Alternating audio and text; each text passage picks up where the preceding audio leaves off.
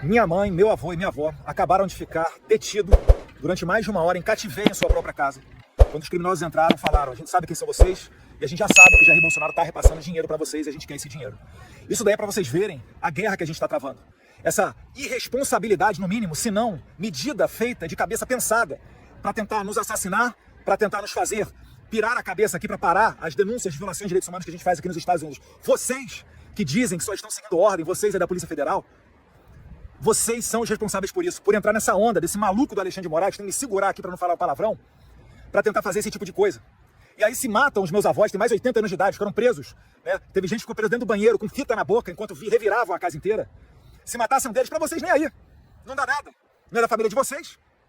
Vocês vão se fuder. Vixe, menino, ô palavrão aí, rapaz, tem gente de família aqui. Lógico, isso aí foi um roubo, né? A casa de uma pessoa, invadiram. Só que o cara, de tanto escutar na internet, o Bolsonaro movimentou 44 milhões de reais, que guarda dinheiro em casa, né? Que compra imóveis tudo à vista. O cara falou, e sabendo que aquela família ali é parente do Bolsonaro, né, ex-mulher, o avô do filho dele, quer dizer, o cara invadiu lá, vamos fazer eles refém aqui para pegar algum dinheiro deles, né, porque é uma coisa errada, lógico, tá invadindo uma propriedade particular, tá invadindo uma pessoa, tá fazendo refém, totalmente errado, não tô falando isso. Agora, acusar o ministro do Supremo Tribunal Federal, Alexandre de Moraes, de orquestrar essa invasão e fazer esse sequestro a mãe e o avô é outra coisa, né? De repente a gente pode ter algum outro motivo que ele queira desviar a atenção, né?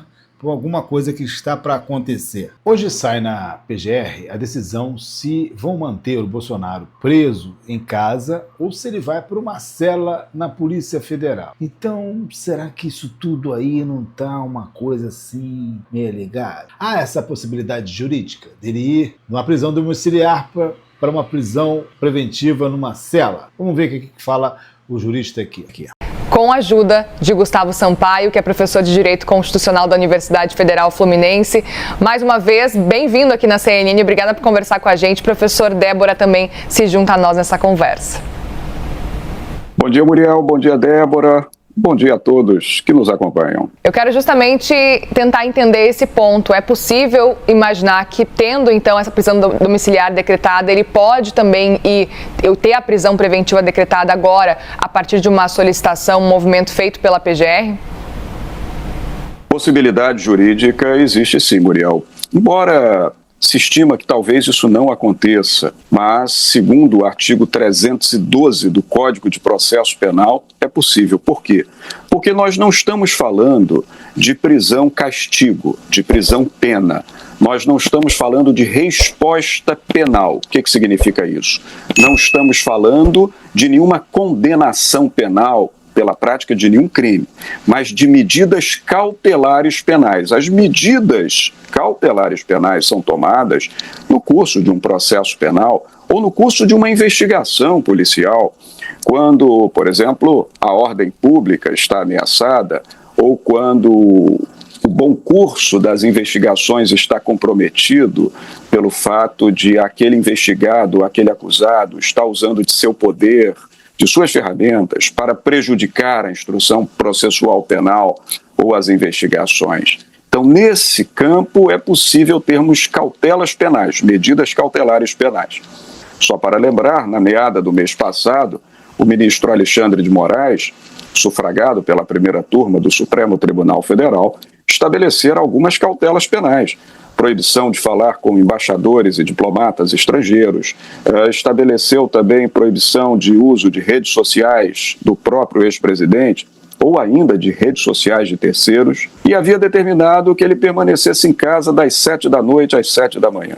Isso foi evoluindo em razão de alguns descumprimentos e chegou à prisão domiciliar. Foi uma escolha que fez o ministro Alexandre de Moraes em levar o ex-presidente para a prisão domiciliar com outras proibições, por exemplo, o uso de telefones celulares. Então, se nós considerarmos que o degrau mais alto dessa escada nas medidas cautelares penais é a prisão preventiva dentro de um estabelecimento prisional, a depender do que interpretar o Procurador-Geral da República e o que decidir a primeira turma do Supremo Tribunal Federal, poderemos ter aí a condução do presidente para uma penitenciária, um estabelecimento prisional. Estima-se que isso não ocorra por outra razão, pelo estado de saúde do presidente, pelas sucessivas intervenções médicas que ele tem sofrido, pelas condições propriamente de saúde, mas possibilidade jurídica existe. Débora? Quer dizer que, por exemplo, se eu tiver algum problema de saúde, eu posso assaltar um banco, roubar, né, atirar fogo um patrimônio público, né, depredar um patrimônio público, tramar um golpe de Estado. Né? Se eu tenho uma certa idade e tenho algum problema de doença, eu posso fazer isso tudo? É verdade isso? Eu posso? Ou é só o Bolsonaro que pode? Bom dia, professor. Eu gostaria de saber o seguinte, olha, agora Jair Bolsonaro já está cumprindo prisão domiciliar.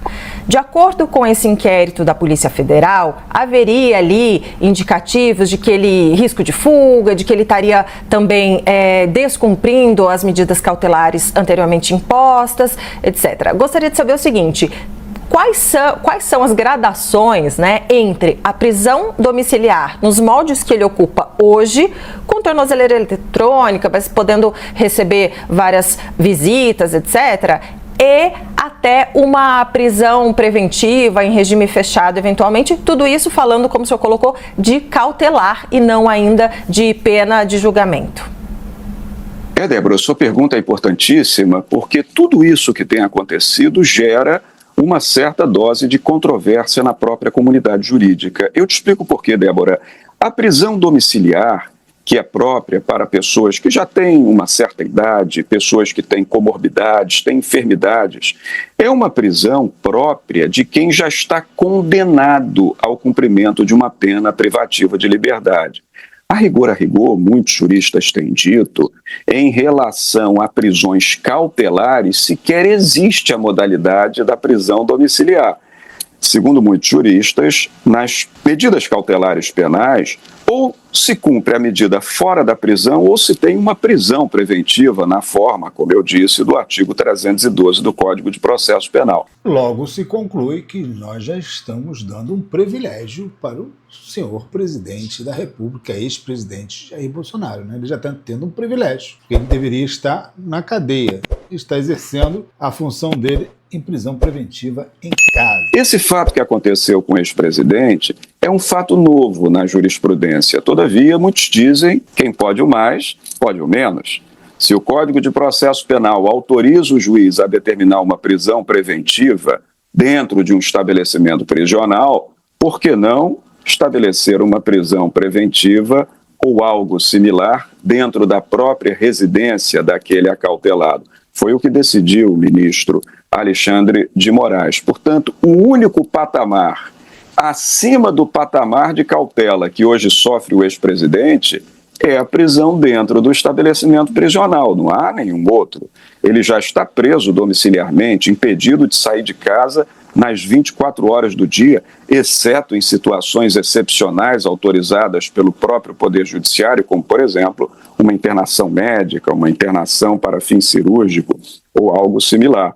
Então, se nós não temos para onde progredir em termos de cautela penal, senão a prisão dentro do estabelecimento prisional, Débora, de duas uma, ou na avaliação que será feita pelo Supremo Tribunal Federal, depois da manifestação do Procurador-Geral da República, o ministro Moraes mantém as coisas como elas estão, ou então ele determina o recolhimento a um estabelecimento prisional. Por hora, nós não temos outra possibilidade. Só lembrando, Débora, para terminar de responder a tua questão, que recentemente o Supremo Tribunal Federal emitiu um sinal importante numa análise política que se faz sobre o comportamento da Corte. Nós tivemos a definitividade do julgamento do ex-presidente Fernando Collor de Mello, outro ex-presidente da República.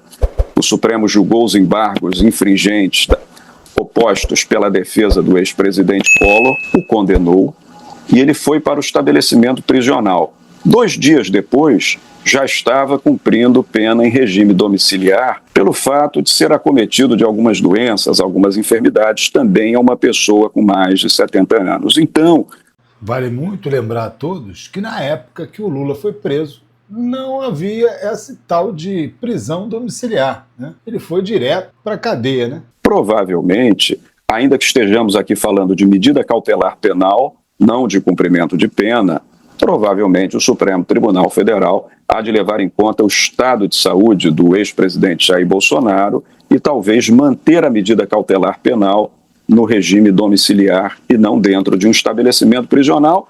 Mas tudo isso é especulação, nós temos que aguardar quem efetivamente pode decidir, que no caso é a primeira turma do Supremo Tribunal Federal. Débora. Só peço uma coisa, deixa um like, se inscreva aqui no canal, vamos divulgar isso aqui, esses vídeos, vamos fazer mais deputados e senadores de esquerda nesse país que estamos precisando muito.